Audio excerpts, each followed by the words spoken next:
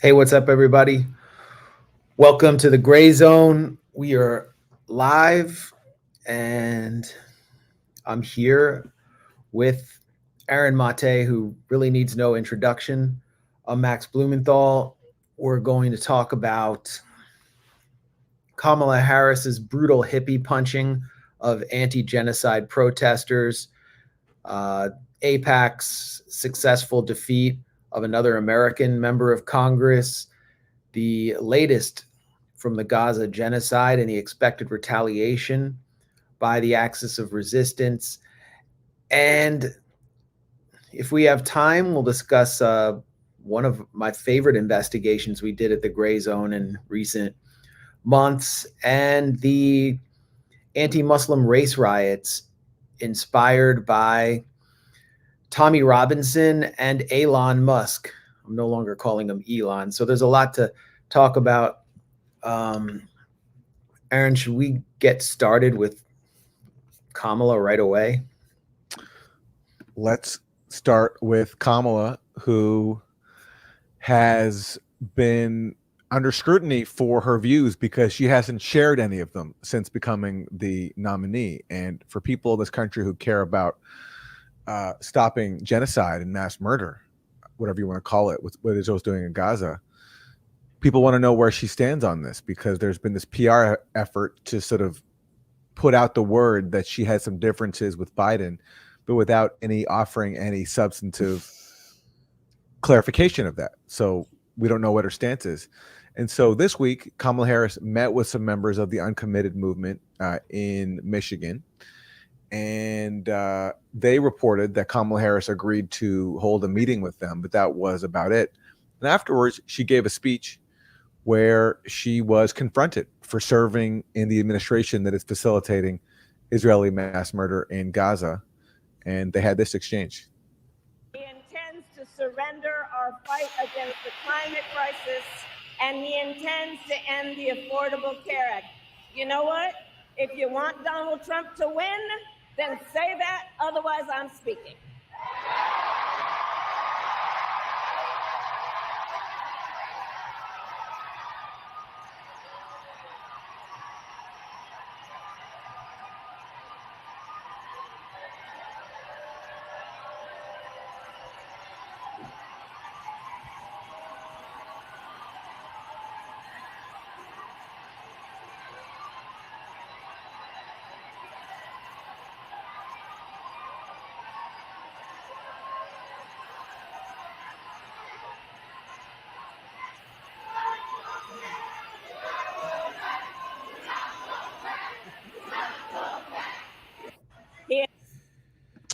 So you remember the whole selling point of Kamala when it comes to Gaza was that she was going to show more empathy toward Palestinians. That was like the whole selling point to distinguish her from Biden. So I didn't see any empathy there.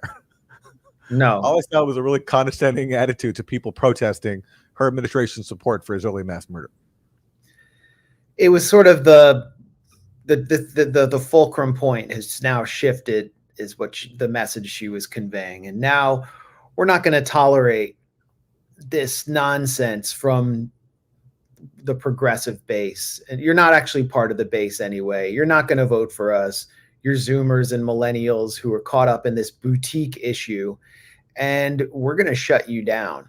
And if you watch that clip again and watch the reaction of some of the people behind her, they're thrilled by the demolition of these anti-genocide protesters. I think a lot of people in that room didn't actually know what they were protesting and might have actually thought that they were Trumpers themselves. But what Kamala is saying is what the Democratic Party's been saying to us for decades, which is that it doesn't matter how neocon we are on foreign policy, how we sell off American jobs through corporate free trade, how we fail to deliver on any of our promises to do anything progressive, because there's always a bad orange Hitler or some Christian theocratic fundamentalist psychopath on the other side, and you cannot go there. And there's nothing to our left because we've done everything we can to destroy that, as the Kamala coup really represents the extension of a much longer kind of coup to destroy the Bernie movement, going all the way back to the destruction of the left after Ralph Nader, blaming the entire failure of Al Gore, who appointed Joe Lieberman as his vice president, running one of the most right-wing Democratic pro-war campaigns in recent history, blaming that all on Ralph Nader. It's always this same narrative. I saw someone put it really well. The Democrats are like a single parent telling abused children that if you don't like the way that I'm raising you, you can go live with your other parent because there's literally nowhere else to go. And so here you have Kamala delivering that line as the election gears up. And the Democratic base appears to be falling in line. She's in Michigan. She has to win Michigan. And she's telling Arab Americans and Palestinian Americans who have family members who are being slaughtered in Gaza, you don't matter. I'm speaking. And if you don't want me, you get Jared Kushner and Donald Trump and Mike Pompeo. That's the U.S. political system. And that's why so many people are becoming hopeless. She may pay a price for this. One thing can be sure. We can be sure about one thing. Kamala Harris knows where the power lies. And she will never, ever talk that way with a stern and sassy look to the face of Benjamin Netanyahu. And Aaron, you were pointing out that this display took place right after Kamala had met backstage with members of the uncommitted movement. Yeah, I'm not sure how planned even that encounter was, but apparently during like a meet and greet in a long line of people, she did speak for a few moments to two members of the uncommitted movement. And, you know, I think the uncommitted movement, I think they're going to come under a lot of pressure to cave because Michigan is really crucial to Kamala Harris's chances. And what was the uncommitted vote during the Michigan primary? It was over 100,000 people voting uncommitted in Michigan, which that's enough to swing the race in Michigan one way or the other. Yep. So, you know, uncommitted, I think, is going to come under a lot of pressure to basically accept crumbs. And I hope they don't take it because they do have some power, I think, here. And even the fact that they got a meeting with Kamala Harris is, I think, maybe one display of that. But look, if that's what she's giving them, just threatening Trump, it's not going to work anymore. I don't think, at least with people whose primary concern is stopping Israeli mass murder and punishing the people responsible for it, namely the people in the current White House, which includes Kamala Harris. I mean, whether Kamala Harris would have had a different position had she been president rather than Biden, the fact is she serves in that administration and she served their policy. And so there are enough people who I think who want to send a message that you just can't expect our vote when that's been your policy.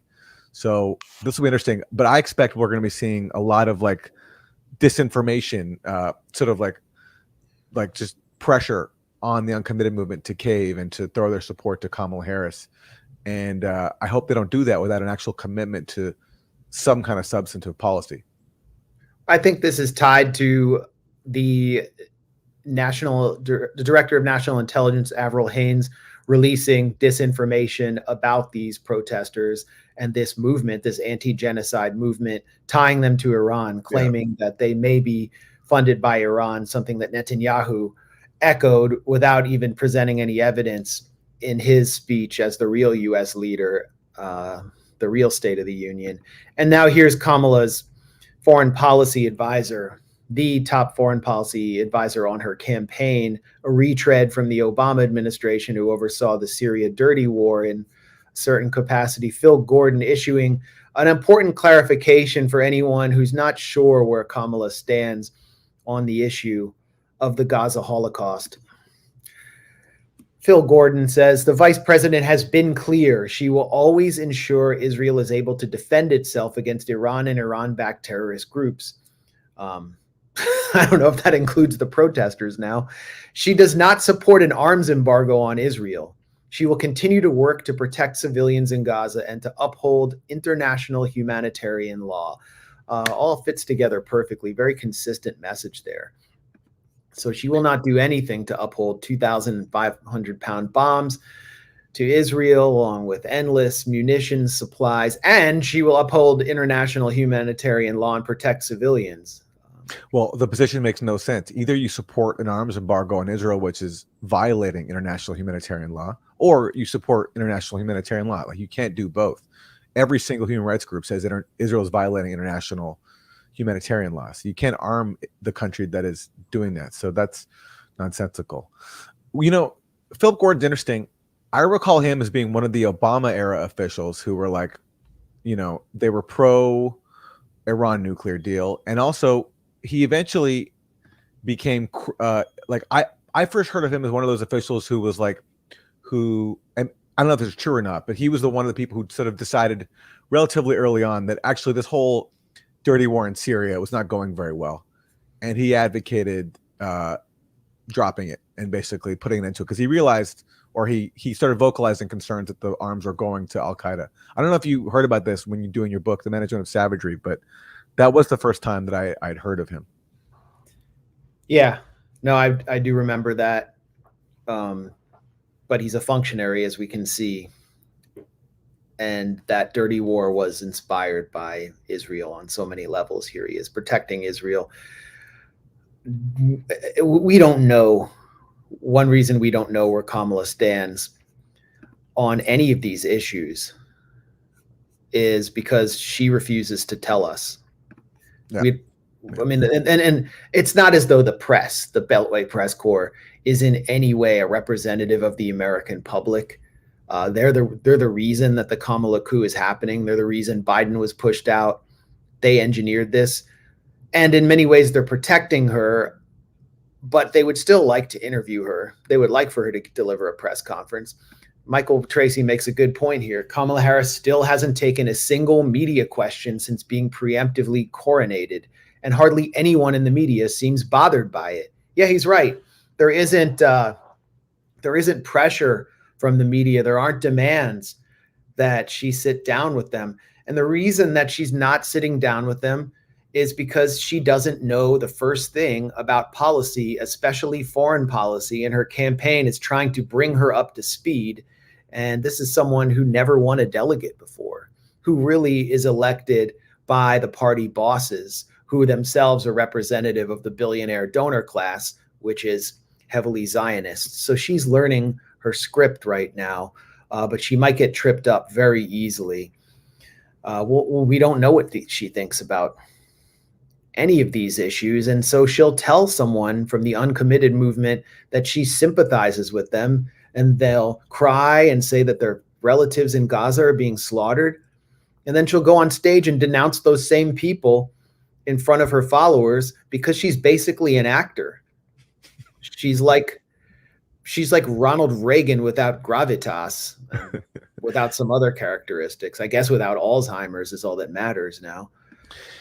You know, they could have, if they wanted to, put some distance between her and Biden and Netanyahu, but they've gone out of their way to show that she's in lockstep with Biden. So, for example, a week ago, Biden had that phone call with Netanyahu after the assassination of Ismail Haniyeh. And this is like the phone call where Biden supposedly got tough with Netanyahu. But in real life, what did he do? He promised more deployments, U.S. military deployments, to back up Israel, to help enforce its aggression. And the Biden administration put out a readout of the call. They didn't even mention pushing for a ceasefire, didn't even include that.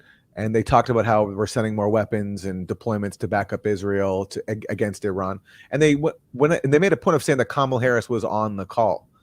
So that to me read like an effort to basically say that Kamala Harris is in lockstep with Biden and therefore in lockstep with Netanyahu on this, because that's who they're backing up here. So far, they've done nothing to dispel the notion that Kamala Harris is totally in line, as she said, with Biden when it comes to enabling Israel in its mass murder rampage. I mean, how is she not going to be in line? When is she going to form an independent thought on these issues? Her foreign policy experience was limited to addressing the root causes of illegal migration to the U.S. from Central America. And she went to Guatemala and issued licenses for a Visa plant, to like Visa, the credit card company, to set itself up in Honduras to provide jobs. A company that represents getting millions and millions of working poor people in massive debt. And that was like her main achievement. she doesn't, she's just completely out of her depth, and by design. I mean, she's the perfect person for the national security state to puppeteer. So of course she's in lockstep with Biden for now. Does she want to get Jake Sullivan out of there after the disaster that he's presided over since and before October 7th? Does she want to end the charade, the disastrous charade of the Abraham Accords, which triggered the October 7th attacks? Does she even understand the connection? Does she want to continue sanctioning 1/3 of the globe, leading to the rise of BRICS? Does she even understand what BRICS is? Does she understand why North Korea is conducting missile tests or needed to develop a nuclear weapon after what the United States and NATO did to Libya? She doesn't understand that at all. I guarantee you. Biden at least understood these. He just took all the wrong positions. So there was some independence there, enough independence for him to basically strong arm the Afghanistan withdrawal. Maybe one of the only good things he did as president, which was also a massive disaster. So we're basically heading into an era where the national security state is going to have unprecedented control over the White House. And I mean that even if Trump is president too, but that's a issue for another day. And, this is a good segue, I think, for the next segment. But here's AOC being asked about Kamala's stance on the Gaza genocide. There is no mention of the war in Israel and Gaza right now. Do you think that was deliberate? Do you think that that should have been mentioned or come up in some way? Well, I think that this is certainly an issue that's important to many Americans. They're going to want to ensure that we continue our efforts towards a ceasefire in the region. And I'm sure that this discussion will come up certainly between now and November. But we also have a wide scope of issues as well that she has to address. And I think we saw a lot of that addressed last night, including when Governor Walz was addressing issues like IVF and choice, as well as many other issues that are at the top of people's minds right now. So IVF and choice, wide scope of issues. In March, AOC denounced the Gaza genocide and said it had to end with an arms embargo. Why the change of tune? And that in itself was a change of tune because she refused to call it a genocide before and basically got pressured into doing it by grassroots activists. And now that Kamala Harris is on the ticket and their focus is on the election, now she's back to basically downplaying it. She says it's going to come up between now and November. So how many more Palestinians have to die with U.S. weapons before the issue can come up again, among the other wider scope of issues that she's talking about? We have to talk about IVF. How many IVF clinics has Israel bombed in Gaza, by the way, in a deliberate attempt to limit the population of Palestinians? I think every IVF clinic has been deliberately targeted in Gaza. Yeah. No, I think they're just banking on the party base just doing what it's always done. And that the Zoomer millennial red triangle Palestine solidarity crowd is not going to vote for them anyway, so they can just abuse them. And AOC, I'm sure she wants to run for Senate or something. She's so ambitious. She's throwing all those people under the bus as well that she went to meet with at Columbia University when the students were staging their sit-in before they were brutalized by NYPD. It's all, the term virtue signaling is so overused, but that's not because it's not a real thing. It's perfectly embodied in what AOC is and what she represents, and largely what the squad has represented. And now they're being taken out one by one. AOC was asked about Cori Bush, representative from St. Louis, who was just defeated by the foreign apartheid lobby known as AIPAC in an $8 million blitz backing the St. Louis County prosecutor, Wesley Bell. They basically bought the government of Israel, through its U.S. cutouts, basically bought a more compliant black politician, and they laundered all their attacks on Cori Bush behind domestic issues, including misinformation about her not voting for Biden's infrastructure bill. And they laundered the attacks behind stealth PACs like the United Democracy Project and a bunch of super PACs that you wouldn't be able to identify with Israel. So voters in St. Louis didn't know that essentially a foreign apartheid state dedicated to ethno-supremacism was coming for the person that they elected. And AOC's asked about this, and her response again is very revealing. By the way, good questions here for a corporate outlet. I want to turn to Representative Cori Bush, who's part of that progressive wing known as the Squad. She lost her race yesterday, and so did Jamal Bowman here in New York. And both of them talked openly about their dissatisfaction with the war in Israel and Gaza against Hamas. What do you think that says about the Squad and sort of the state of where you all are? Because you had so much support a few years ago. And sort of as Gail pointed out, there's this question about where that party stands, which seemed to have a lot of influence and power early on in the Biden administration. Well, first, I just want to speak to how courageously Representatives Bowman and Bush have served in Congress. And they spoke courageously on issues that are often very difficult to talk about in mainstream politics. Right. And I think that is one of the reasons why they have earned so much support, because they're willing to put their careers on the line to advocate for the issues that they think and viewpoints that they think are right. What I do think it means is that there is an enormous amount of influence of big money in politics. Cori Bush's race was the second most expensive primary in American history. Jamal Bowman's race was the most expensive primary in American history. And all of that money was spent against them by a big money system of super PACs and difficult to trace political contributions. Who are they? Can you name them? That to me speaks to the corrupting role of our current campaign finance system and the fact that it is very hard to be a working class American that gets elected to office and stay in office. And to me, I think that those defeats speak to the more urgent need for us to continue to advocate on these issues. And I do continue to believe that they represent many of the views of many Americans. Weird. It's just like this murky system. Yeah. You can't even name AIPAC. It's, I mean, this speaks to the power of AIPAC that maybe AOC is so afraid of them that she won't even name them. But given that I think she just was reelected to her seat, so it's not as if she's in trouble anytime soon.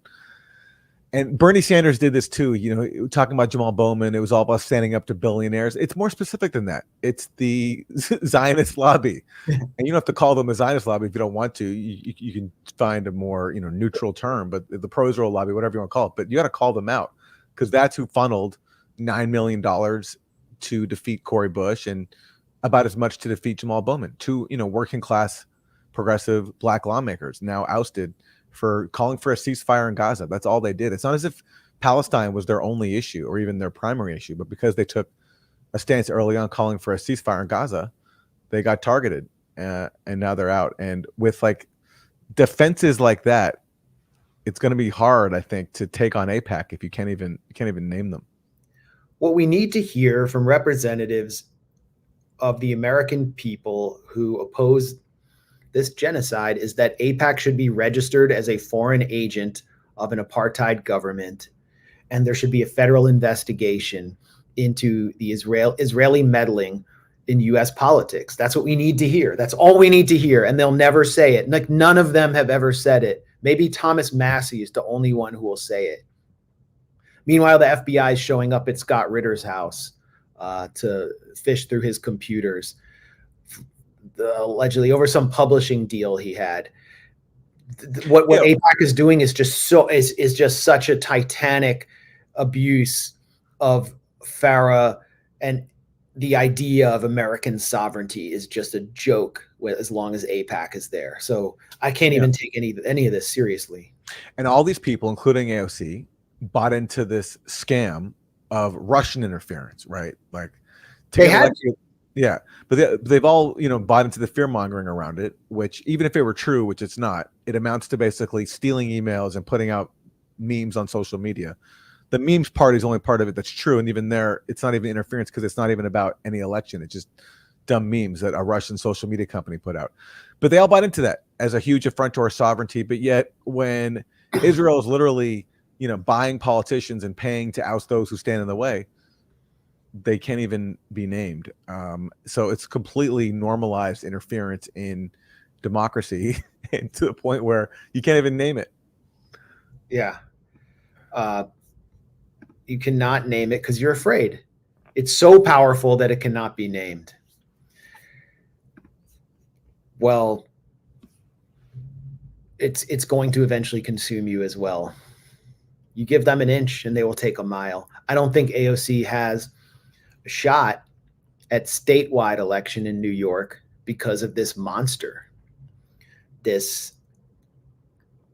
controlled by a foreign entity that you refuse to name.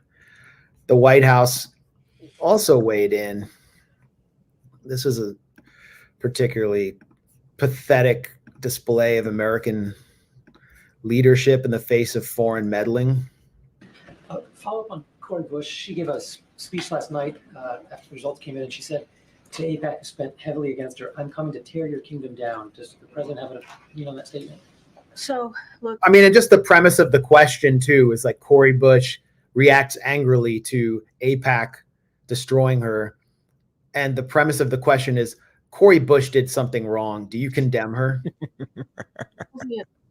Has always been very clear, and very recently after the assassination attempt of the last president, about lowering rhetoric, right? Lowering political rhetoric, and the importance of doing that.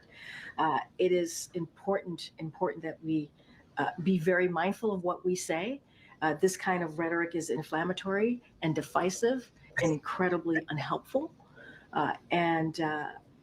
Look, we're going to continue to condemn any type of political rhetoric in that way, in that vein. And so it is important to be mindful in what we say and how we say it. But we cannot have this type of inflammatory, divisive language in our political discourse. It's like she's talking about AIPAC like they're a minority group, like they're a protected minority group and they need to be kept safe, and that Cori Bush is actually going to harm them. And Like, she invokes an attempted assassination of a former president. yeah. As if Cori Bush complaining about a foreign apartheid lobby spending $9 million to oust her somehow in line with like the inflammatory rhetoric that fuels the assassination attempt on Trump. It's you know, and this comes from someone, by the way, Karine Jean-Pierre, who in 2019 was critical of AIPAC. She wrote, this is Karine Jean-Pierre in 2019. AIPAC's policy and conference speaker choices aren't its only problems. Its severely racist, Islamophobic rhetoric has proven just as alarming. The organization has become known for trafficking in anti-Muslim and anti-Arab rhetoric while lifting up Islamophobic voices and attitudes. Okay, so, you know, they just spent $9 million to defeat Cori Bush. So I think it's fair for Cori Bush to call out this organization that Karine Jean-Pierre previously identified as Islamophobic and racist. Well, there you have it. I mean, it's all right there. And anyone who's fronting for this administration is a tool of this system, which no one can name. And it's for this reason that the Zionist billionaire class has so much control over the Kamala Harris campaign and has funneled so much money into the Democratic Party that the Biden administration has no red lines. And we are looking at the very imminent possibility of a regional war. Regional war would have never taken place if a ceasefire had been imposed, but the Biden administration, will be talking about this for the rest of the live stream, refuses to exercise any leverage. I used to think Zionist occupied government was an anti-Semitic term. Now I'm forced to see it as a pretty accurate description of the reality we live in as one nation under Zog. And I don't know how like any of like very few major journalists can even see this and look it in the just look it in the face. One nation under Zog, that's the term Zionist occupied government. I mean, yeah. I was going to call our stream about Netanyahu's visit that, but I decided, we'll probably be demonetized if I do it. So, by the way, look at the headline from the New York Times today. This is Biden's legacy right here. Biden promised peace, but will leave his successor a nation entangled in war. The president has spent much of his tenure mobilizing military might against Russia's invasion of Ukraine and supporting Israel. So that's the Biden legacy, and anybody working for him, that's their legacy too. And they have, I don't know what, less than 100 days left till the election. Can they accomplish anything that doesn't involve warmongering? Because that's all they've done so far. I mean, yes, they did withdraw from Afghanistan, but because it's almost like the criticism that Biden got for that from neocons, and there was, the attack that killed those American soldiers and many others. But it's like since then, Biden's been trying to make up for it by just making the rest of the world an incredibly, and even a way more dangerous place, and killing so many hundreds of thousands of more people. You have to be insane to want to be president at this point. And therefore, Kamala Harris is the nominee and Donald Trump is the Republican nominee. I mean, why would you want to inherit this? You're likely to be remembered as someone who presided over enormous amounts of death. But there's a wide scope of issues that we can talk about. We'll just talk about a wide scope of issues instead of that. Yeah, that headline in classic New York Times fashion really distills Biden's legacy. The New York Times, by the way, I keep looking day after day in the New York Times for any stories, major reports on the shocking revelations that we're seeing out of Israel, a story that's being hotly covered by the Israeli Hebrew press, and which all of us are following on social media, of the confirmation of what we have known, which is that Israel is running an archipelago of concentration camps and torture dungeons in which rape is being practiced as a weapon, a systematic weapon of revenge, particularly against Palestinian males. And this is, I think, one of the most telling moments since October 7th, and possibly in the history of Israel, because now it's snowballed into full-scale riots and major national protests in support of the right of Jewish Israeli soldiers to anally rape Palestinian men. And the New York Times, which we confronted and debunked over their front page hoax investigation of Hamas systemic rape on October 7th, has not produced any coverage of this that I know of. Maybe they're preparing something and we don't know about it. But we have video of this taking place. I mean, actual video. Is there any video? Like Biden said he saw photos of beheaded babies. Then we heard an event Kamala Harris sponsored at the White House claims that there was video from Hamas GoPro cameras showing sexual assault on October 7th. That's totally false. There is no video of that, but we have video that's careening across Israeli media of Israeli soldiers sexually assorting Palestinian males at the State Iman concentration camp in the Negev desert. I mean, you can see them. They force them to sit down. This is Israel's Channel 12. They force them to lie prone. And then this is a Palestinian male nurse, by the way, who they're about to sexually assault. They say that they're all Hamas Nukhba commandos. And then you can see Israeli soldiers getting to work, complete, unabashed, demented degenerates. And there's a debate in Israel on whether this is permissible, and the US media is not covering this. When I talk about a debate and massive protests, I mean, take a look at what's happening outside, what happened yesterday outside the prosecutor, the Israeli prosecutor's house. These are massive pro-rape protests demanding that the soldiers who did that be given total immunity.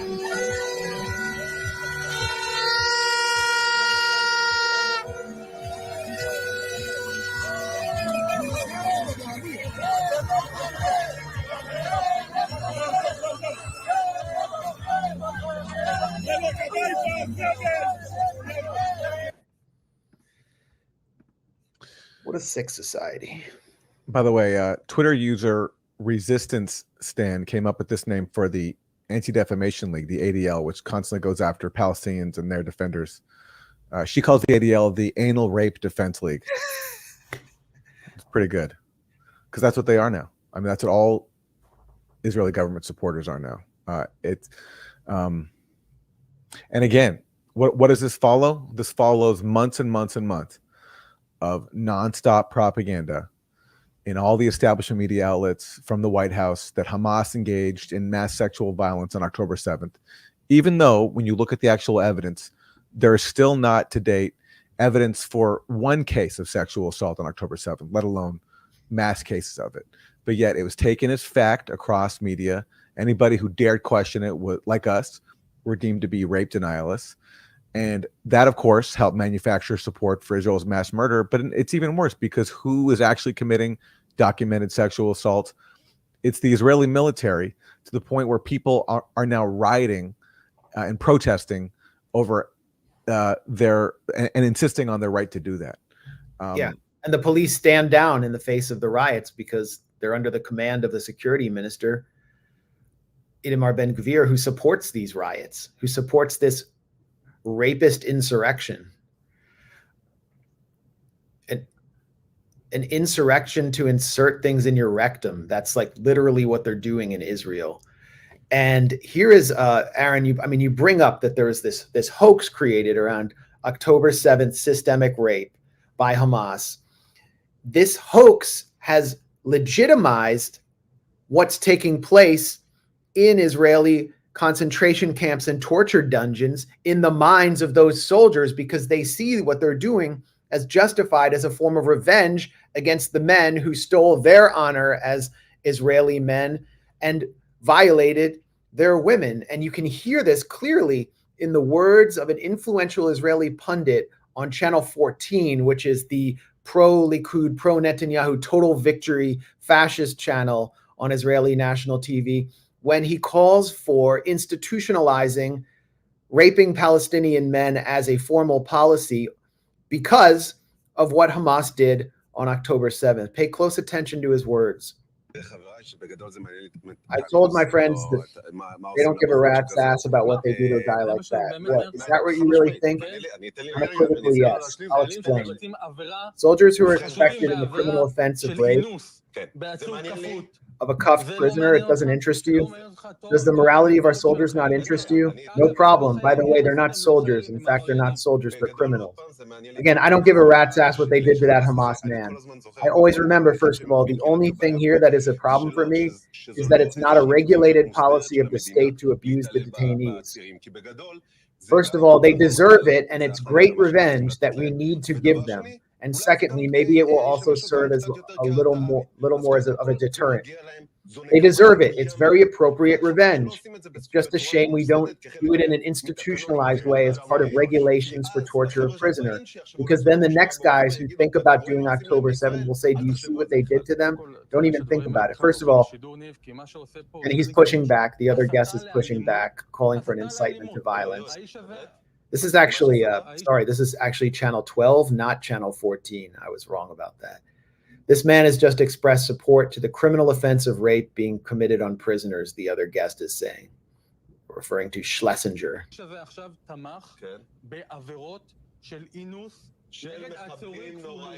Horrible terrorists, Hamas men who want to kill you and to abduct you and to F you like.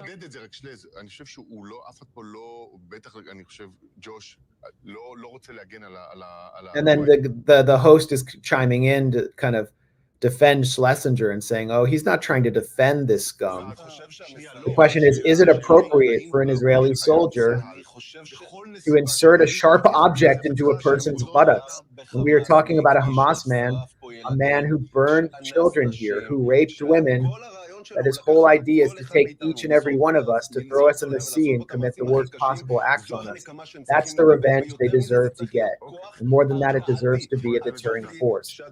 So basically, you can get the gist of the debate here. It's all being justified on the basis that Hamas did this already. There needs to be a revenge and that they will do it again unless they are deterred, which is why I think the soldier who did this, who actually is responsible for doing this, proudly unmasked himself in a video spread by Yunon Magdal, who's one of the top influencers for Netanyahu in the media. Shabbat shalom Am Yisrael. Meir מכוח 100. This is the guy. This is the rape. שלום לכולם. ערב פרשת דברים. הקדוש ברוך הוא מצווה אותנו. He puts on his shrugim, his knit kippah, which is a symbol of the religious nationalist camp in Israel. And he's saying he's proud and he won't stand for the abuse, the dishonoring of those soldiers. I mean, he's not even hiding it. He's actually delivering more interviews. A proud rapist facing prosecution for anally raping a Palestinian prisoner is giving more interviews to Israeli media than Kamala Harris is to US media. That's how proud he is. And that's what we're supporting here. Let's look at how the New York Times, and the one rare instance where it covered this. This was back when there was a protest at an Israeli army base where people stormed the base because some soldiers there were being held for sexually assaulting, raping prisoners. They're ultimately freed. But before that happened, the New York Times cast it. Maybe we've discussed this before. Unrested army base highlights a long battle for Israel's soul. So they don't even mention here sexual assault. All they mention in the subheadline is abusing a Palestinian. But of course, this is always about Israel's soul, that somehow they're like, Israel's struggling and over these deep, profound moral questions. That's the implication of this. And Asad Abul Khalil, he had a funny response to this. He basically said that this headline is accurate because Israel's soul is fundamental. It's about rape. Israel's soul, like they are rapists at their soul. So it makes sense. But that's how the Times handles this. Yeah, I predicted right after the Beit Lid military base riots that the ultimate victim would be proclaimed by the New York Times and U.S. media as the soul of Israel, that Israel's democracy would be identified as the victim here. Yeah, and they're having this debate. How is it a debate? I don't know. Was there a debate after Abu Ghraib dropped? Thanks to Seymour Hersh's courageous investigative work. Was there a debate in the U.S.? I think it was basically a source of great national shame that helped turn the public against the war in Iraq. And the Bush administration proceeded to blame the entire thing on Lindy England, who was a poor young woman who was being actually herself kind of abused by a male guard. And, Dick Cheney, they just blamed all the low-level guys. And that's sort of that is the feeling in Israel among these guards and torturers, the concentration camp guards, is that they're kind of being thrown to the wolves so that Israel can hold off an ICC, International Criminal Court investigation or warrants for Netanyahu and the defense minister, Yoav Gallant. That is their authentic feeling. But the public is with them. And it's not just the public, and it's not just the right-wing whack jobs. It's also Isaac Herzog, the president, who has actually called for the prosecution to end. It's the justice minister of Israel. It's Netanyahu's son who has called for the prosecution to end. And it's all a sham prosecution, again, to show that Israel can investigate itself to appease Tony Blinken. Yeah. And they've all been enabled by liberal Zionists, both in Israel and in the U.S. and everywhere else who pushed the Hamas rape scam. Yep. There's Thank a you. direct line Katha between- Pollitt bears some responsibility for this at The Nation. Bethany McKiernan at The Guardian bears some responsibility for this. Jeffrey Gettleman at the New York Times bears Jeffrey some Gettleman, absolutely. I mean, I don't want to. It's like the idea of giving Katha Pollitt of The Nation credit for anything is because I don't know who reads those columns anymore. But certainly Jeffrey Gettleman at the Nation, at the New York Times, that scam of an article. There's a direct line between that and the actual sexual assault that's being inflicted on Palestinians here, and the support for in Israel. And where are the conferences? Where is Sheryl Sandberg with the documentary? Where's Hillary Clinton? All these people who have, Kamala Harris hosted a screening of Sheryl Sandberg's documentary at the White House. Where are they on this? It's complete silence. Yeah, I'm just saying all these genocidal girl bosses help legitimize this. When influential liberals who once commanded NATO armies like Hillary Clinton legitimize this, it's a green light for fascistic gulag masters in Israel to get it on, because they know they're going to be protected, and they have been protected. They have been protected because when the State Department is asked about these incidents, they say, once again, Israel has the right to investigate itself. And here's, by the way, Israel's excuse for this incident, or the excuse that's emerging from the Netanyahu government, which is that he caused damage to himself, that basically the Palestinian prisoner who was sexually assaulted in a kind of gang rape actually gang raped himself, and that an expert who is brought in simply relied on documents. The government expert simply relied on documents provided by the lawyer for the concentration camp guards. And he never examined the quote unquote terrorist. They keep saying the terrorist in Israeli media, even though there's no evidence that they were raping some terrorist, as if that justifies it anyway. Like as if it would be okay if US soldiers decided to gang rape Khalid Sheikh Mohammed. I mean, there's so many levels of sickness here. The other excuse that Israel has given in the broader sense, and you hear this from Israeli leftists or self-described Israeli leftists, is that, the trauma of October 7th has corrupted our soul, and now we're emulating them. We don't want to do this, but they always say that. But they've been saying that forever, but anything they do. And also, rape has been a part of the Zionist playbook from the start. There are veterans of the Zionist militias in 1948 who have testified openly about raping Palestinian women during the Nakba, 1948. So this has been a part of Israel's soul from the start. And it's usually Jew on Jew rape in Israel that is common. It's within the military. I did a section in my book Goliath about this, interviewing a group of Israeli feminists called New Profile, who help guide youth away from the military. They want to demilitarize their society. Their offices had been raided at the time that I was there by the Israeli police. And what they explained to me is that a lot of Israeli women don't want to go into the military because they don't want to be sexually assaulted, because it's so common.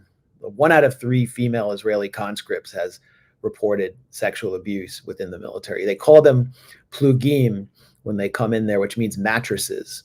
And according to these women, the Israeli female soldiers are there to kind of just provide sexual services on base for the men. They're not exactly doing anything.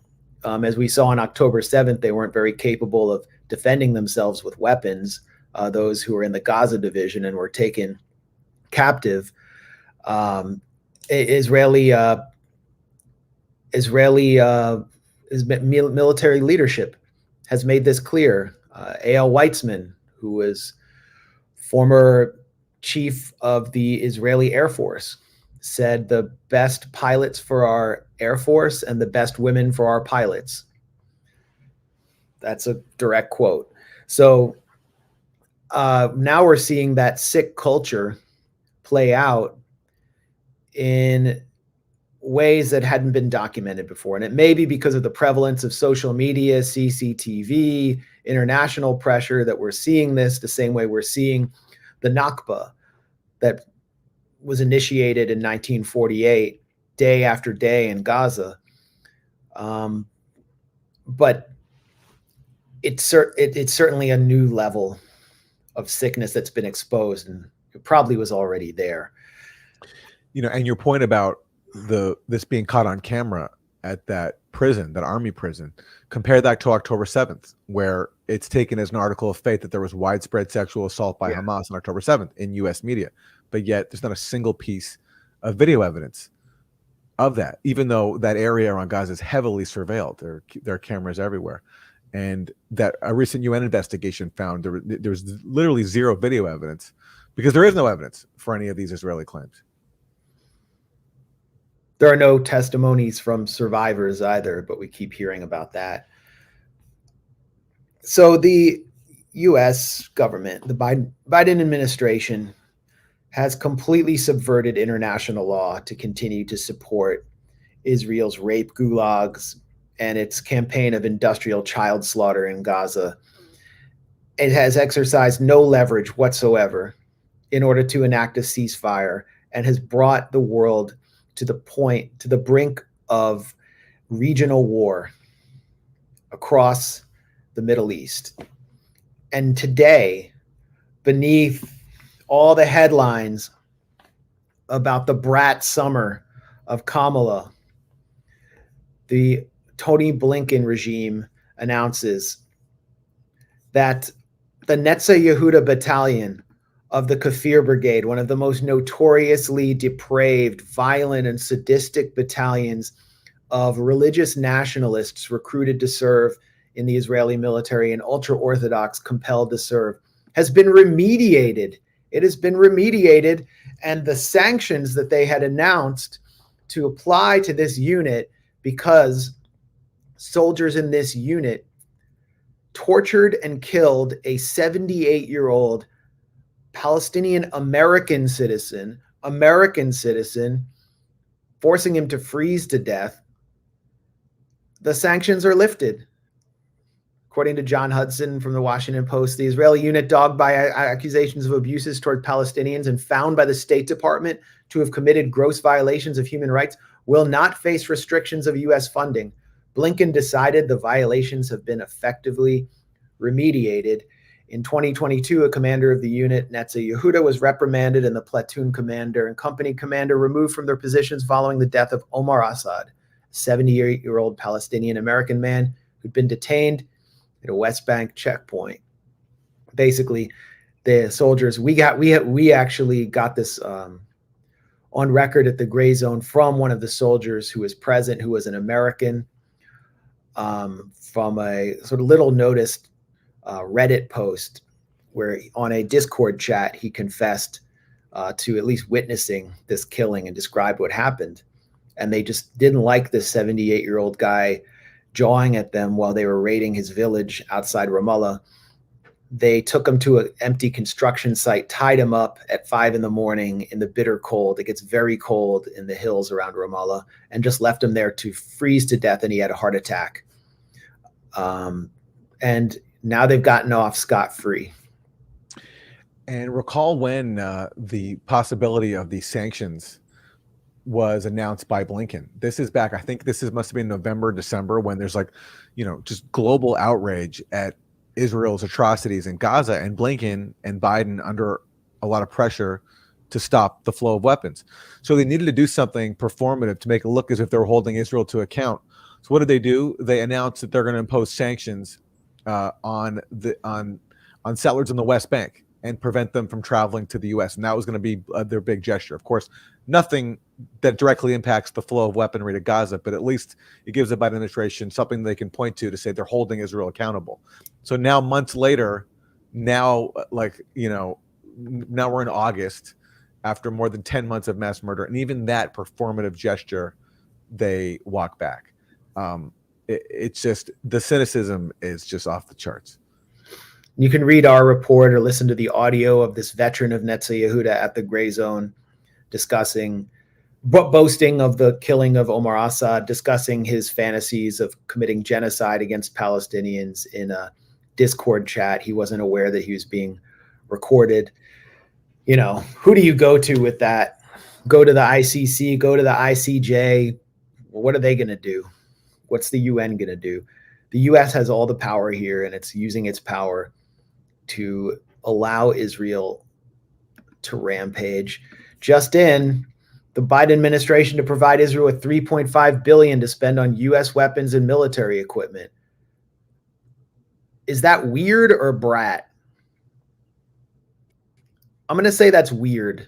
Genocide is weird.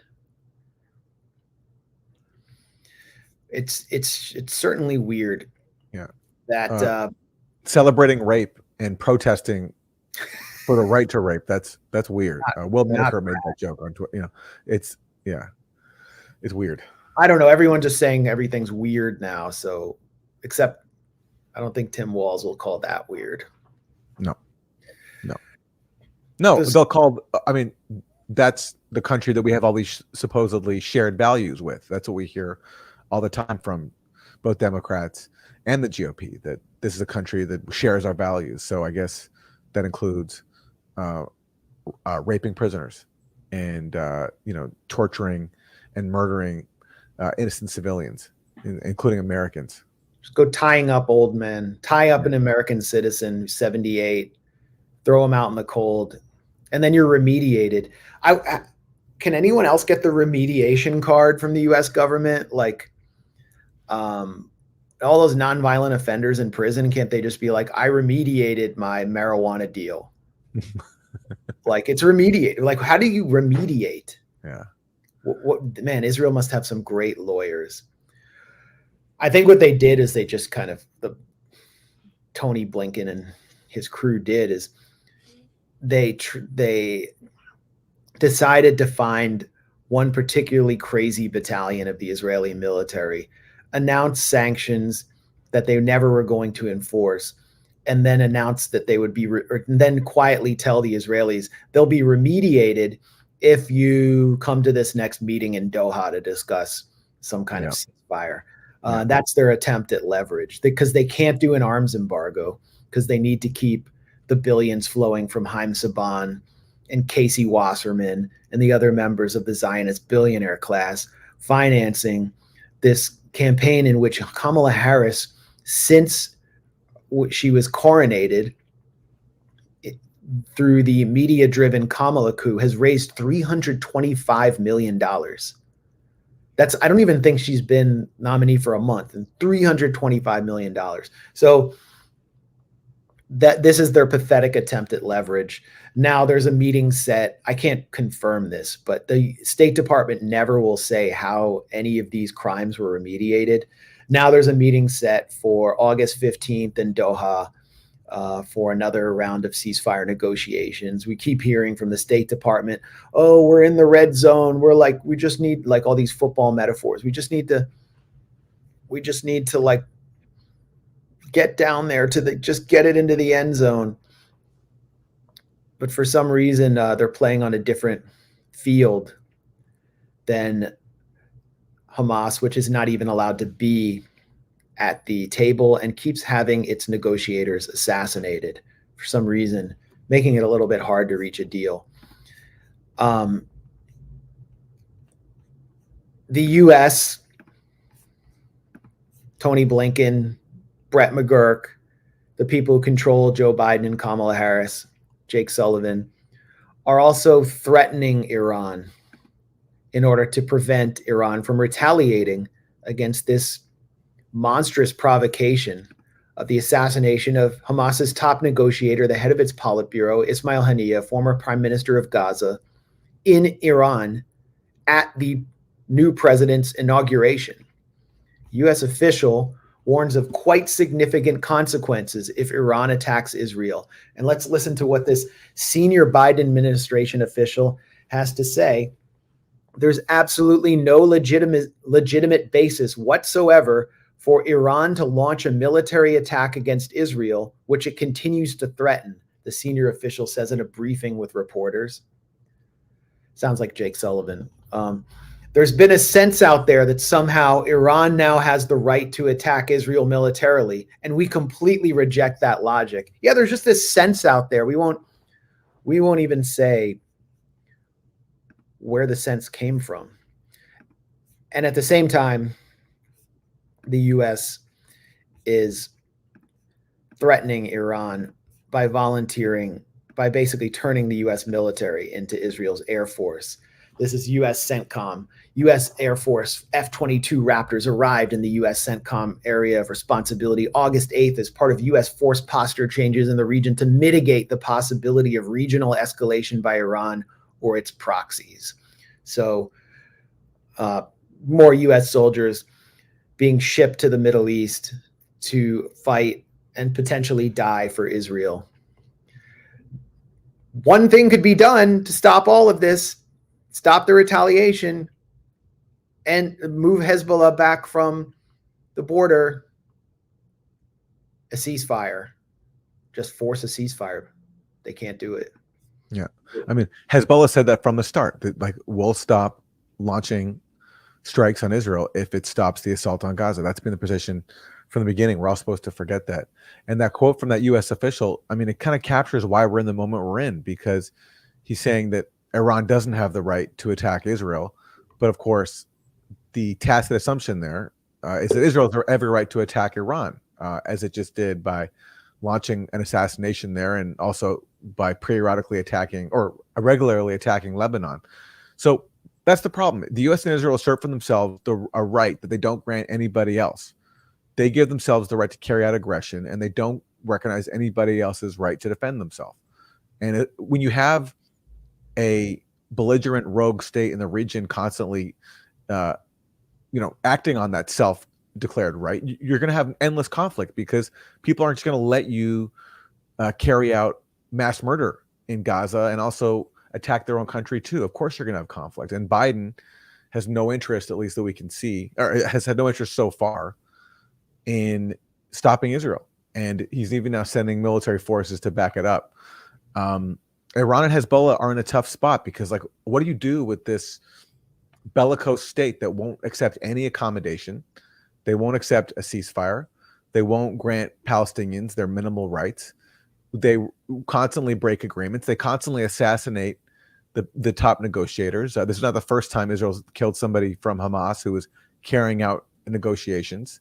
Salah Rory. Yeah, I mean, it's so. What do you do? What do you do with a state like this? But at the same time, neither Iran or Hezbollah want a war with Israel. In the case of Hezbollah, they can do damage to Israel, but they know that Israel's already said, if Hezbollah attacks us, we're going to use disproportionate force, which means we're not going to punish Hezbollah. We're going to punish the civilians of Lebanon. So Hezbollah has to factor that into their decisions. Like, they're not just fighting with an army that obeys, some semblance of the rules. They're dealing with an army that is openly dedicated to punishing civilians and killing large numbers of them. And Hezbollah has to factor that into their decisions. And so Israel has announced, on that note, that it will carry out disproportionate violence against the civilians of Lebanon if Hezbollah attacks. This is according to Barak Ravid at Axios. It says scoop. I don't know why he says scoop. It should say stenography, or Yoav Galant told me this, because Barak Ravid is just a channel for the Israeli military security apparatus. But it's still valuable to have that. They think that they can say things like this through him rather than just announcing it at a press conference. And so here's the background here. First of all, let's consider this in light of the new $3.5 billion military aid package to Israel and all the justifications that have been made by the State Department for sending heavy weapons to Israel, 500 and 2,000-pound bombs, is that Israel needs to fight Hezbollah, and these aren't for Gaza, where they're actually being dropped on civilian homes. Now Israel's openly saying, we're going to take those bombs and we're not actually going to use them against Hezbollah because we can't defeat them. But we have this thing called the Dahiya Doctrine. It's named after a civilian neighborhood, a Shia area in southern Beirut that we destroyed in 2006. And the entire doctrine centers on attacking civilians because we can't defeat our militant group opponents. And hopefully those civilians will get so demoralized and so upset that they'll turn on their leadership and agree to be pacified and agree to our program. And then, someday they'll just be like the UAE and they'll work with us and we'll just control the whole region. That's the whole point of this. So all those bombs are going to be dropped on Beirut. There are tons of Americans. I have American friends there who are Lebanese, people I grew up with, and they're all going to have to pay the U.S. government to evacuate them while the U.S. government is basically giving their tax dollars to Israel to bomb them. That's the arrangement that American citizens of Lebanon get. Now, this announcement was triggered by an article in Al-Akhbar, Lebanese paper, which is pro-resistance, which was supposedly disclosing Hezbollah's plans for the attack. And here's an interesting part of this article. Israeli officials interpreted the article in Al-Akhbar as saying the target for Hezbollah's response could be the IDF headquarters in the center of Tel Aviv or the Mossad headquarters and other key intelligence bases in northern Tel Aviv. And then, thank you for this, Barak Ravid. This is actually really useful. It's a point that me and Aaron have been making for years. The bases are all close to civilian neighborhoods, and if a rocket were to miss them, it would likely harm civilians. So in other words, Israel is the ultimate exploiter of human shields. Israel's entire population has been turned into human shields. And particularly in North Tel Aviv, where you have the Hakiria complex, that is the nerve center of the genocide and the assault across the region, bombing civilian targets across Lebanon all day today, killing a Hamas official in southern Lebanon. That is just, that area it's right next to the Azrieli Mall, the largest shopping mall in Israel. I used to eat lunch when I was, working around there in the neighborhood, and there would just be uniformed officers coming in to eat lunch next to civilians.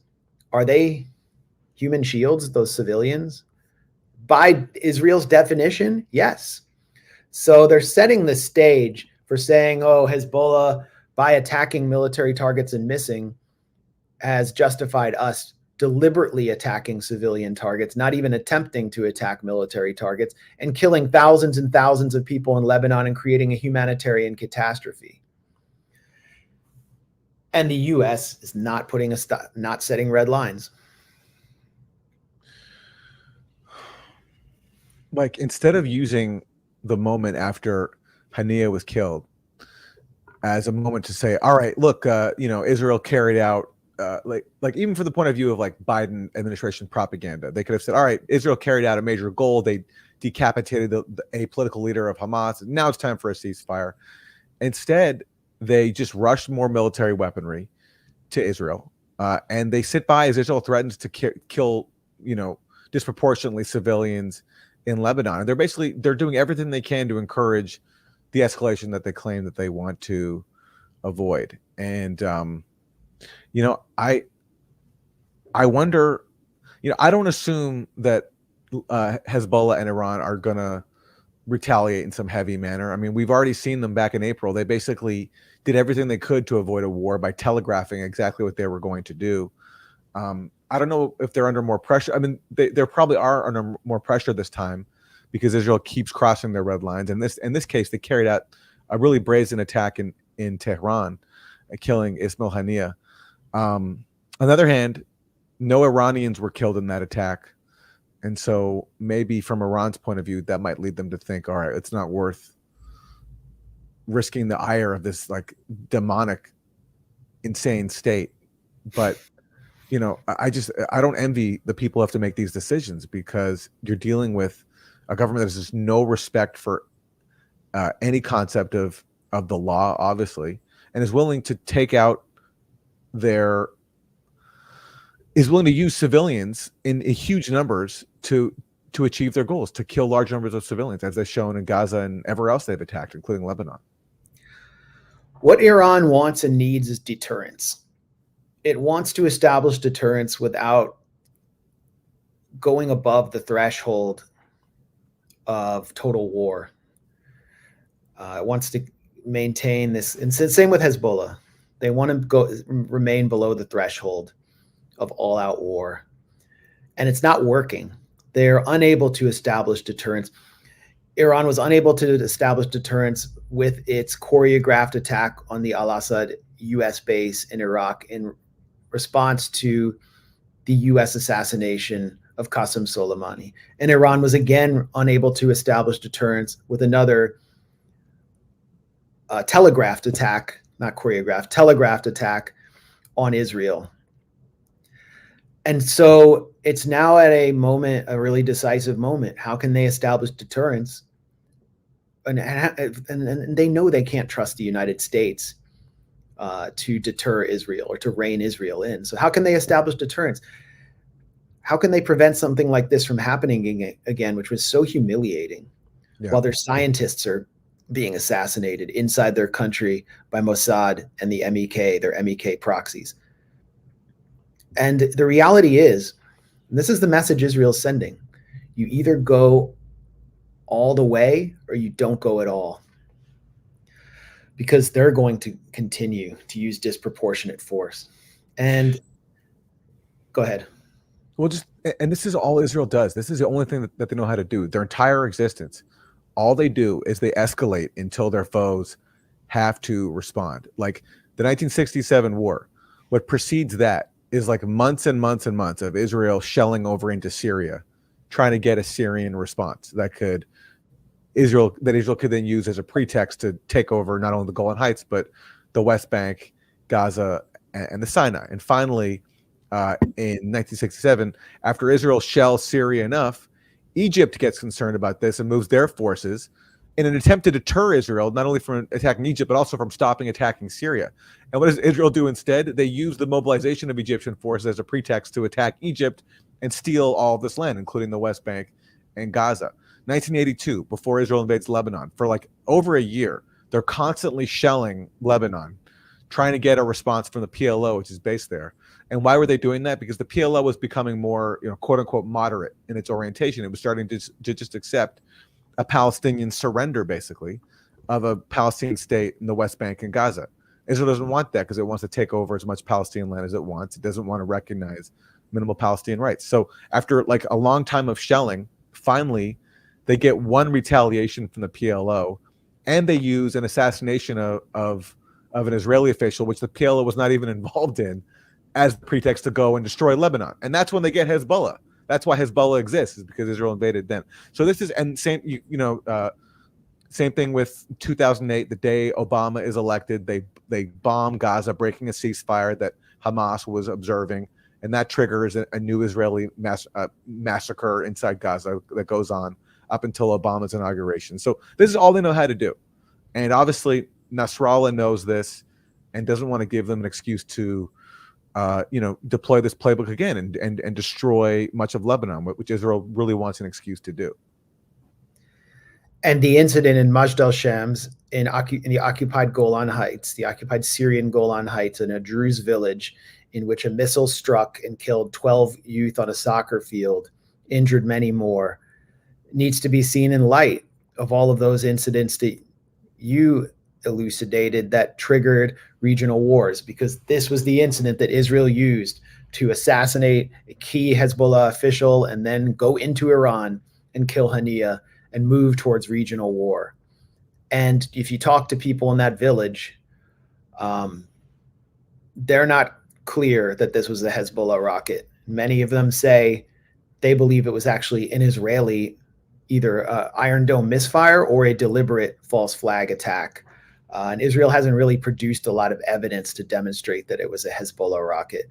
So why does Israel want to have a regional war when it's pretty clear that it cannot withstand an all-out attack from the resistance axis, Iran and all of its allies, when it's unable to defeat Hamas, when even a CNN investigation has shown that Israel has failed to deplete most of Hamas's battalions despite their claims to have triumphed.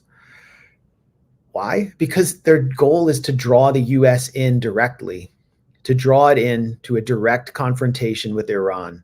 That's what Israel wants to do. And it's succeeding so far.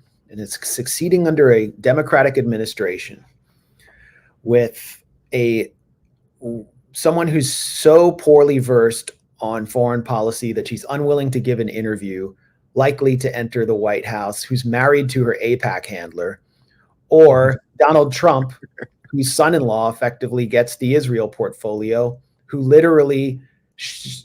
literally in bed with Benjamin Netanyahu when he was a boy. The Kushner family of Jared Kushner is where Benjamin Netanyahu would stay on trips to New York, and he'd sleep in Jared Kushner's bed, and Jared Kushner would get up and go sleep on the couch. Israel is so confident, knowing that it cannot survive 1 second without its direct line to the Gentile authority in Washington, that the US will defend it no matter what. And as soon as that relationship changes, as soon as US citizens are able to alter that relationship, then things start to change in the region and genocide becomes less likely. And that's your task if you're in the US, is to work to change that relationship.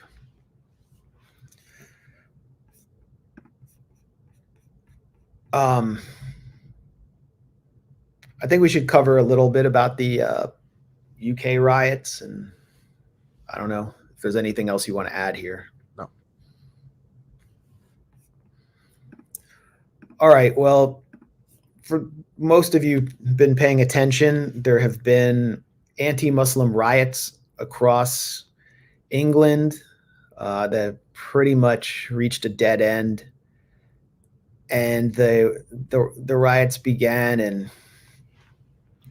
response to, I hate to say this term, I hate to say it, but online disinformation, that the stabbing of 3 young English girls and 3 young British girls in a town, in a neighborhood called Southgate, were killed by a Muslim migrant, an illegal migrant, undocumented migrant.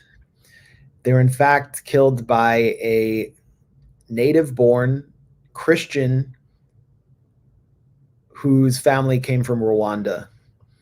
And this bogus information was spread by Tommy Robinson, who is the former leader of the English Defense League, a very suspect organization, which kind of grew out of the British National Party.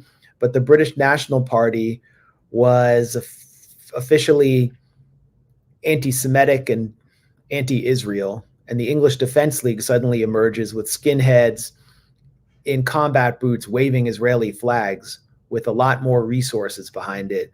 And Tommy Robinson suddenly emerges as this globally influential leader who's inciting riots and violence in the UK from Cyprus, where he's basically on vacation, hanging out by a pool. And Elon Musk, who was seated in the VIP gallery for Netanyahu's speech at the US Capitol, has been amplifying this and predicting again and again that the UK is heading for civil war. So I think it's important to do David Miller, who was driven out of his tenured academic position at the University of Bath in England by the UK-based Israel lobby, is doing, which is to highlight all of the Israel lobby's links to Tommy Robinson and the shared values between the instigators of these rioters and the Netanyahu government. David Miller said, to those saying that Tommy Robinson may have been or may be in an alliance with the Zionists, or that his financial relationships with Zionists are all in the past, or the data is out of date, or that the EDL, the English Defense League, no longer exists, and all the variations of this line. Here's one example of his relations with Rebel News. Rebel News being a pro-Israel Canadian outlet sponsored by many Canadian Zionists. As you know, this is The Guardian. Robert Shillman backed Rebel Media, which has promoted Tommy Robinson. They have an interview with Tommy Robinson right now on Rebel Media's site. The Middle East, and Robert Shillman also is a huge backer of David Horowitz, Caroline Glick, a lot of the right-wing Zionists in the U.S. He has buildings named after him, I think, at Boston University. The Middle East Forum, that's Daniel Pipes' neocon outlet, donated money for Tommy Robinson's legal fees. Then you have the Gatestone Institute of the Zionist billionaire heiress Nina Rosenwald, which has done a lot to support Tommy Robinson's cause and has also helped sponsor the career of John Bolton. I love it when these guys had the last names to match, like Shillman. I mean, you know, a man who funds a lot of shills. Here's today or yesterday. This is 3 days ago. Tommy Robinson speaks out on Rebel News. So it's very clear that Tommy Robinson would be nobody without all of this support from the Zionist lobby. I wrote about this for years, and I have a paper you can it's kind of a piece of analysis that mixes analysis and reporting to demonstrate how the pro-Israel movement, which you would actually call the Israel lobby, generated the wave of Islamophobia that swept the West after 9/11, but particularly during the Obama era. I call it the axis of Islamophobia, and it runs from Tel Aviv to London to New York and Washington. It's now so clear that the Israel lobby has its fingerprints. I'm not saying they're like all behind it, but they have their fingerprints on the instability that has gripped the UK while Keir Starmer himself was on vacation, and his police proved unable to defend people from violence at the hands of Tommy Robinson's mobs. Now, I mentioned Elon Musk constantly pushing the idea of civil war in the UK. Here's Elon Musk seated next to Douglas Murray, the soft-handed neocon fanatic, seated directly behind Noah Argamani, who is an Israeli hostage in the Gaza Strip. Israel executed one of the most gruesome assaults on Gaza, killing around 200 people, mostly children, at an open-air market in Deir al-Balah in order to free her. And they were VIP guests of Netanyahu, seated in the U.S. Capitol gallery. And this is Douglas Murray, who actually contributed lines to Netanyahu's speech, the British neocon, basically predicting and calling for what took place across the UK.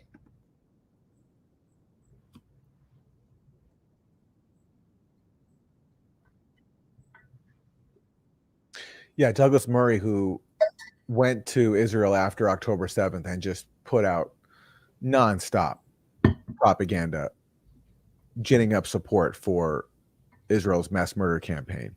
He's been on a solo campaign to manufacture consent for Israel. So I'm not surprised he was there for Netanyahu, and then he's all over this Islamophobic outburst in his home country in the UK. It's perfectly in character for him. Let's listen to what he says carefully.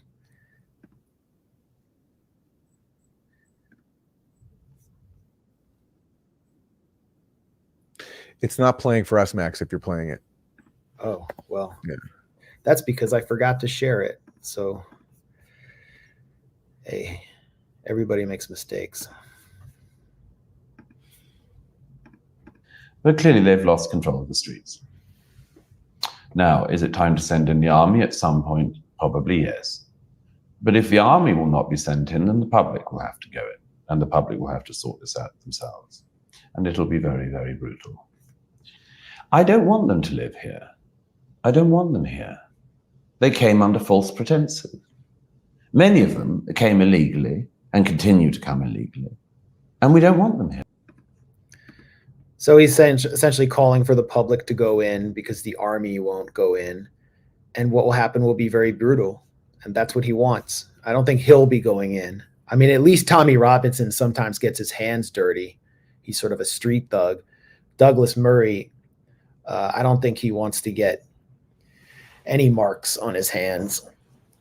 And this is someone who runs the Henry Jackson Society, which is just the nexus of British neoconservatism, which has been funded to the hilt by the Zionist billionaire class and Netanyahu's cutouts.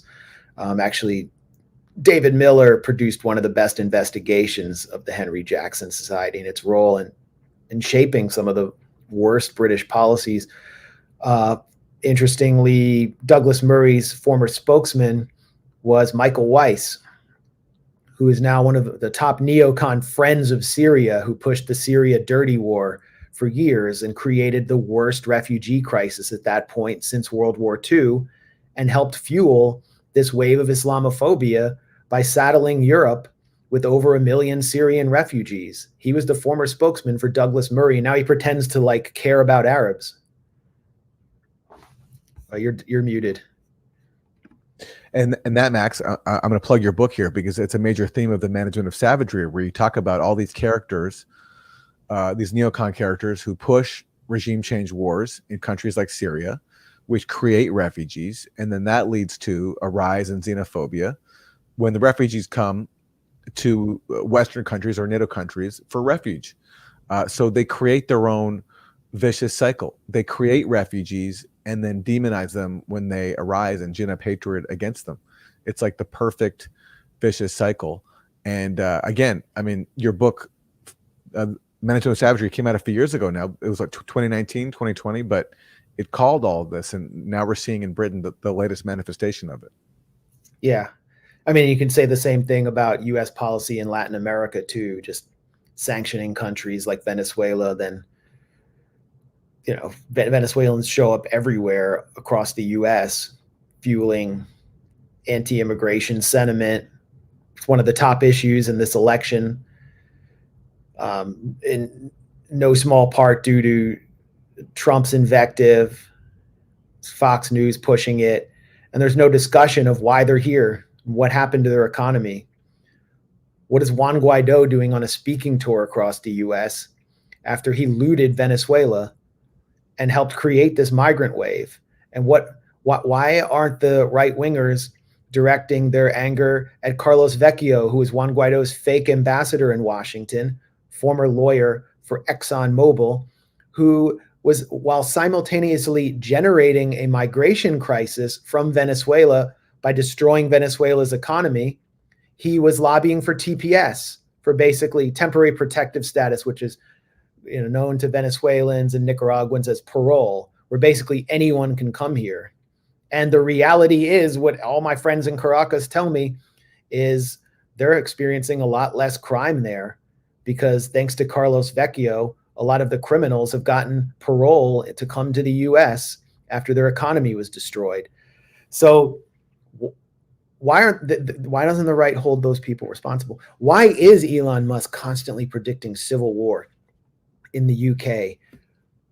There's a lot of money to be made out of this. There's so much money, so much corporate welfare to be generated out of a crisis on the US-Mexico border. And I guarantee you, Elon Musk is here for that, through Tesla, through all of his various companies that live off of corporate government welfare, surveillance, R&D for surveillance. And it's the same thing in the UK. The UK, what is the response? What is the real response of the British government to these fascistic riots? The response was laid bare by the Met Police chief. We will throw the full force of the law at people. And whether you're in this country committing crimes on the streets or committing crimes from further afield online, we will come after you. talk to me about that? Because we have seen some high-profile figures whipping up the hatred. You talked about it in there with the officers, in fact, about this being added to by online commentary. I mean, I'm even thinking of the likes of Elon Musk getting involved. What are you considering when it comes to dealing with people who are whipping up this kind of behavior from behind a keyboard, maybe in a different country? Being a keyboard warrior does not make you safe from the law. You can be guilty of offences of incitement, of stirring up racial hatred. There are numerous terrorist offences regarding the sort of publishing of material. All of those offences are in play if people are provoking hatred and violence on the streets, and we will come after those individuals just as we will physically confront on the streets the thugs and the obs who are causing the problems for communities. So a lot to chew on there. Basically, the response of the UK government is to curtail free speech. I mean, there is no guarantee of free speech in the UK, as there is through the US Constitution. It's online censorship, but to actually prosecute people for what they say is a new escalation. And what the Metropolitan Police Chief is also referring to there is the National Security Act, which was ostensibly inspired by the journalism of the decidedly anti-fascist journalist and British citizen Kit Clarenberg of the Grayzone, which is designed to actually punish British citizens who reveal classified information or publish documents that are seen as harmful to national security. And the national security apparatus that exists under the MI5 gets to decide what is harmful and what isn't. And people can even be prosecuted if they don't know that they're violating the law, or if they don't know that it's classified and they don't know it's harmful to national security, which is why the British state, uk.gov, is warning citizens through Twitter, watch what you say. They're just saying, think before you post, but they're not telling them what they can and can't post, and nobody actually knows. It's completely arbitrary. And Elon Musk ended up just suspending the British government's Twitter account for saying that. They've been suspended for threatening free speech. I mean, so just to clarify, though, some people might hear that British law enforcement official and say, oh, okay, well, that's good. They're going to go after people who are inciting hatred. That's a good thing. But you're saying that they're using the threat of incitement to also justify possibly going after journalists like Kit Clarenberg. Yes. Yeah, okay. And here's William Owen responding to Kit, who's noticing that the Met Police Chief is implicitly referring to him by invoking the National Security Act, which doesn't actually have to do with racist incitement. It's like two separate things. In 2023, 3,300 people were arrested in the UK for social media posts. The arrests were often made under the Communications Act 2003, which criminalizes using a public electronic communications network to cause annoyance, inconvenience, or needless anxiety. And there have been recent arrests of people who merely apparently said the wrong thing on Twitter, on other social media outlets. Okay, and I have to apologize. People are correcting me. Apparently, Elon Musk did not suspend the British government Twitter account. That apparently is fake news. I apologize for spreading disinformation. Yeah, they have not been. Here's what Kit has to say. Remember, the burden is on you to not say anything the British government doesn't like. Crown subjects. Yeah. Yeah. And our leaders always think before they post, and they never would dare share disinformation. So this is it's like kind of like the perfect storm for the censorship industrial complex, the intelligence services, and anybody who wants to rake in corporate welfare to bring in new toys and gizmos, whether it's to the US-Mexico border or to surveilling entire societies. And who is one of the biggest exporters of surveillance tech? It's Israel and veterans of its Unit 8200.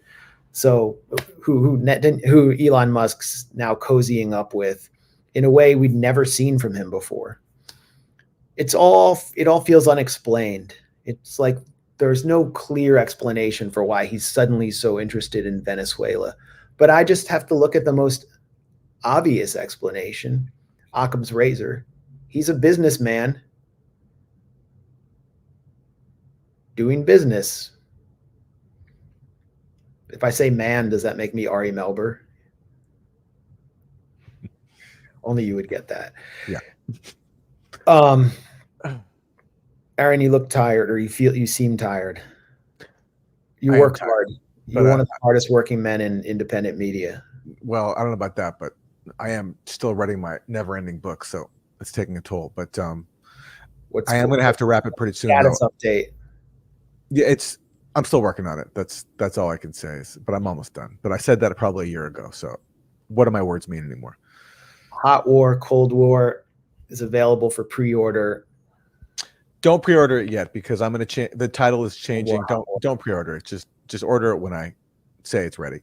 All right, we'll wait for it till Aaron's ready. Yeah. We'll be broadcasting live from the literal gray zone because we'll both have gray hair and we'll be in some exiled retirement community, like with some whistleblowers and stuff. No, good luck with that.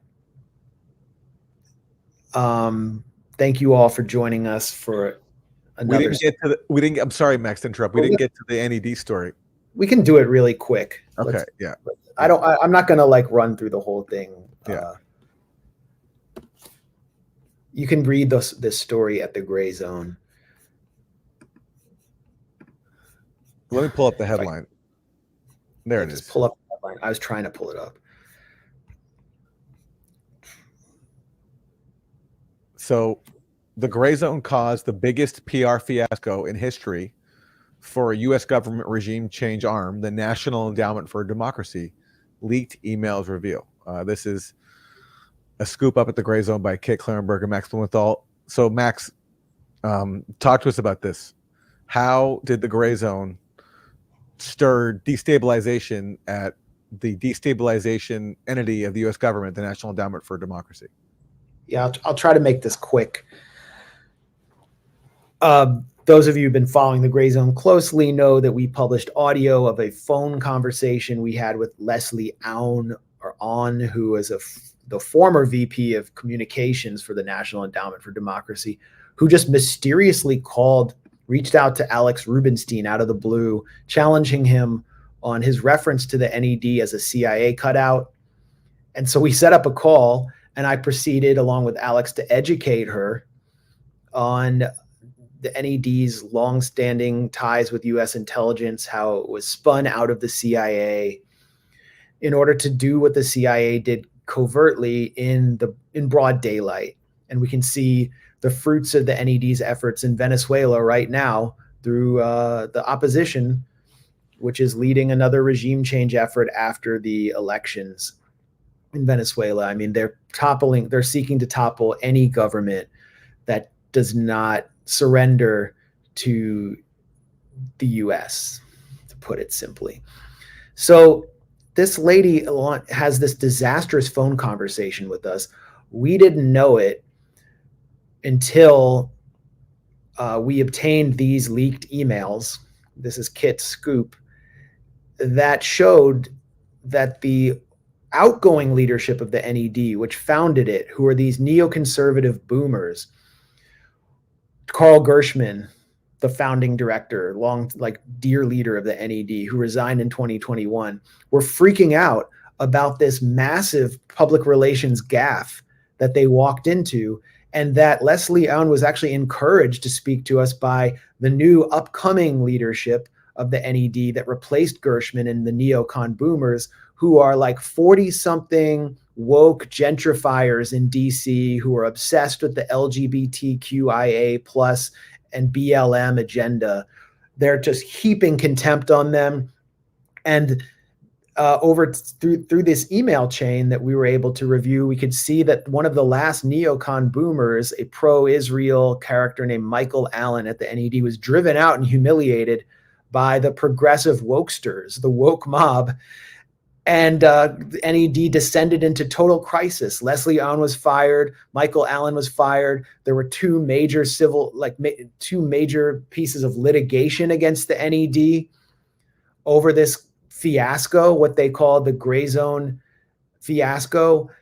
And according to Michael Allen, this was the biggest PR disaster in the NED's entire history, and we caused it thanks to your support.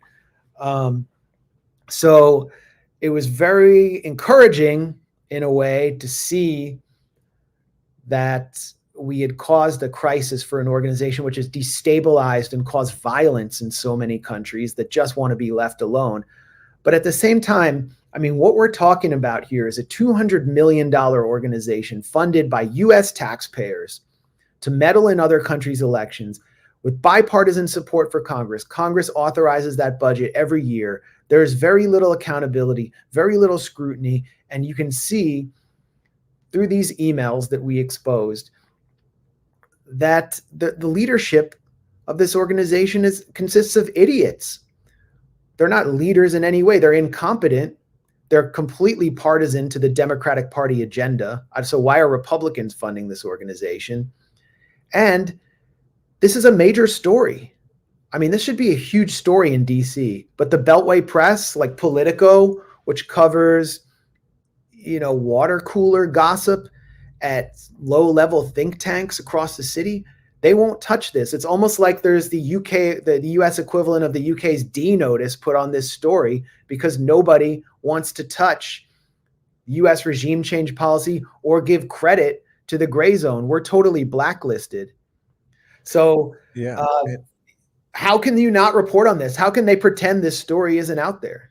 Well, the reason why is because the Grayzone is one of the few outlets that have been consistently reporting on the NED's actual role.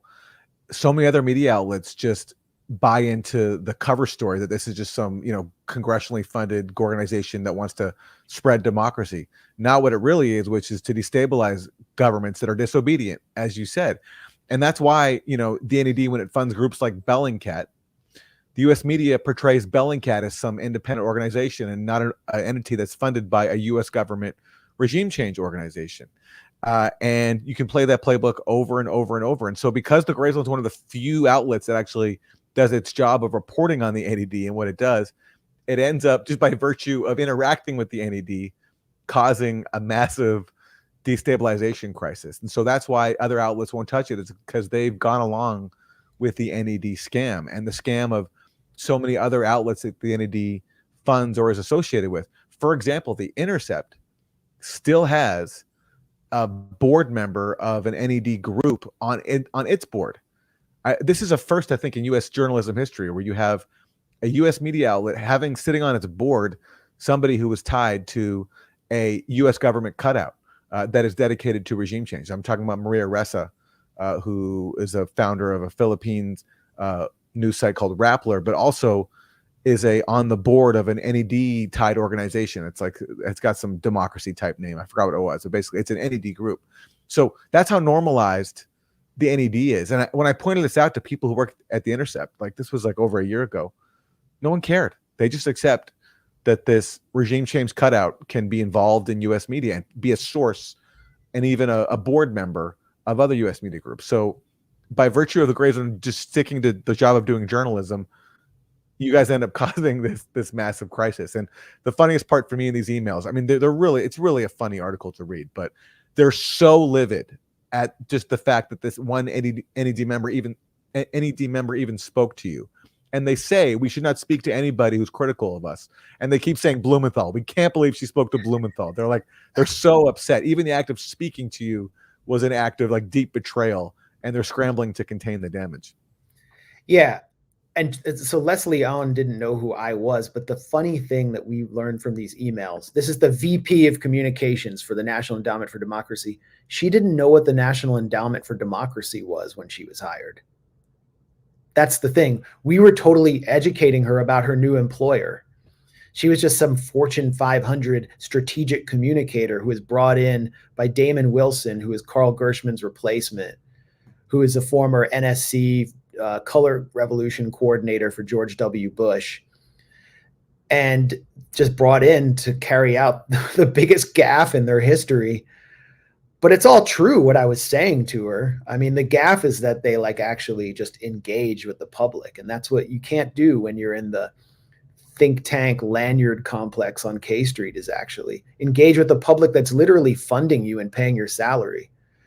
Again. Yeah. And this really is full circle for you, Max, because one of the first times I remember even hearing about the NED was, I believe, when you were reporting on Haiti, you know, close to 20 years ago, and the coup there and the NED's involvement in that. And so that's, you know, we're talking about 2 decades ago, because the coup was in 2004. And those kinds of groups like the National Democratic Institute, things like that, which are all part of the same regime change U.S. government network. So it really is full circle. And outlets that used to report on the NED critically don't do that anymore. And so just the irony of one of the few outlets that actually does causing a meltdown is just very rich. Yeah, I mean, if you really want to take the gray zone out, if you really want to stop us, instead of like falsely claiming that we're funded by the axis of evil in the Washington Post, start actually doing real reporting, and then we'll become superfluous and we won't need to exist anymore. Like, start reporting on US empire, start reporting on the NED, start telling Americans where their money's going. Well, I mean, we are seeing some spin on that, where basically people are now willing to say what we say, as long as it's like 5 months after we said it. Or like months after. So for example, when we challenged the Hamas rape scam, other people started doing that after we had already laid the groundwork for it. So that's one method to make us redundant, is to basically start saying what we're saying after we've already said it. I think that's one tactic that some people are trying, but yeah. Who knows? Maybe they'll report on Pierre Omidyar's ties to U.S. intelligence next. But don't count on it. Anyway, yeah, I'm glad we could get that out of the way. Huge credit to Kit Clarenberg. We got more to come at thegrayzone.com, more exclusive reporting. And I'm working on a report that I just learned today that a political campaign ad by an outsider challenger to one of the biggest pro-Israel fanatics in Congress was blocked by all TV networks because it sourced the gray zone. It cited the gray zone in the ad. And so no network will air this ad because the gray zone was cited. So working on reporting on that. But I guess in the next 2 weeks before the primaries are over. But this is all enabled by you supporting us. You helped contribute to the biggest PR disaster in the NED's history. So thank you for your support. And that can also include moral support. It means a lot to us just to have you as part of this audience. So thanks for being here today. Thanks for subscribing, liking this stream. And we'll see you next week. Aaron, is there anything you want to add? Or thanks for joining us. Support the Gray Zone. The links are there on the screen. And yeah, we'll see you next time. And Sabby Sabs is up. So if you want some more content, thanks a lot to Eric T. Red, Eric Thomas, for helping us moderate this chat. He'll be producing Sabby Sabs. So watch that. Yeah, peace.